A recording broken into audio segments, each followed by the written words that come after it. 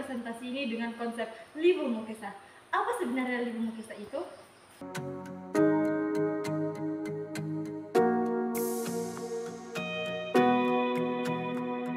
Lalu, bagaimana relevansinya dengan Pajala? Apakah Pajala memiliki potensi menjadi Limbah Mukesa? Lalu,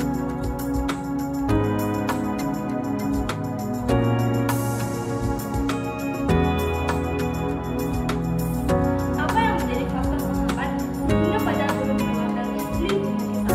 Hal ini karena terjadinya praktek pengolahan sumber daya kelautan yang kurang atau tidak bijak, yang diindikasikan antara lain: pertama,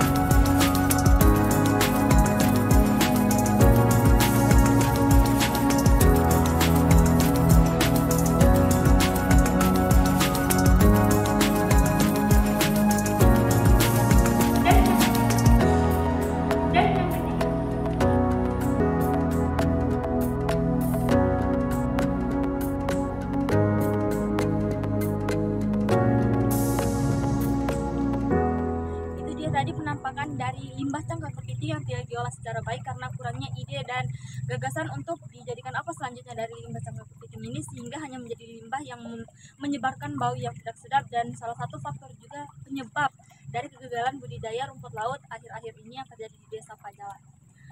Padahal sebenarnya limbah cangkang ini bisa dijadikan sebagai pupuk organik yang bisa diolah kembali dengan alat-alat tertentu dan bisa disalurkan kepada para petani yang ada di desa. Adalah limbah cangkang yang ada di sekitar Pantai Pajala, tersebar di sepanjang Pantai Pajala, dan banyak sekali ditemukan jika kita dapat berkunjung ke pesisir pantai Desa Pajala. Sebagian orang menganggap ini sebagai sampah, tapi bagi masyarakat kreatif ini memiliki nilai karena bisa dijadikan pemberian seperti konsumsi, alat jas meja, kemudian gelang, dan ini juga baik pendapatan masyarakat lokal yang ada di sini. Sekitar Pantai Pajala jika ada turis yang berkunjung dan kepada aksesoris yang dibuat dari apa definisi pengolahan sumber daya dan meliputi aspek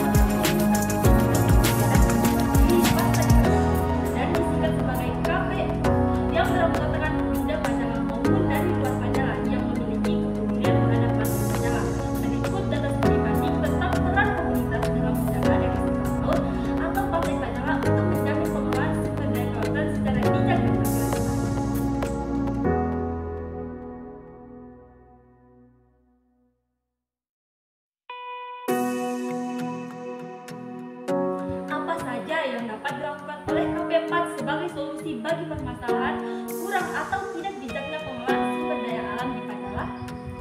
Banyak, antara lain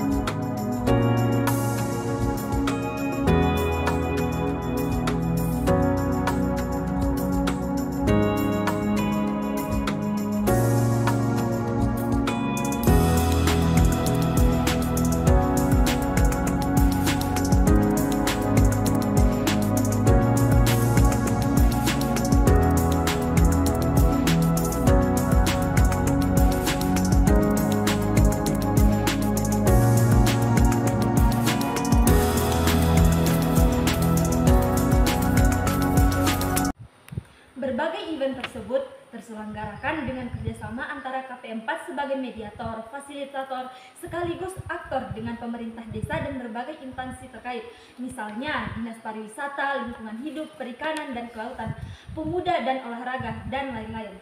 Aksi-aksi KP4 lainnya beserta data studi pustaka maupun studi banding terangkum dalam slide berikut. Check it out.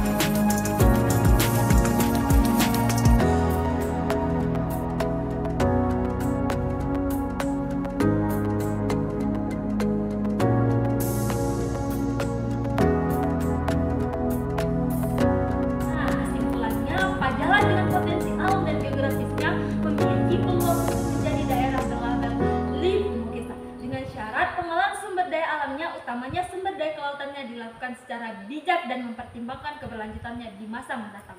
Hal ini menjadi keniscayaan dengan kolaborasi solid berbagai pihak, dukungan penguasaan dan pemanfaatan IT, pemerintah desa, BUMDes, berbagai instansi terkait, termasuk perguruan tinggi, segenap lapisan masyarakat, utamanya pemuda sebagai agen perubahan dan penggerak dalam wadah KP4 sebagai pionir, menjadi lentera fajar baru bagi Pajalan menuju Libo Makesa. Atas seizinnya, amin. Saya Martina mewakili generasi Z untuk Pajalan menuju Libo Makesa. Bersama kita bisa.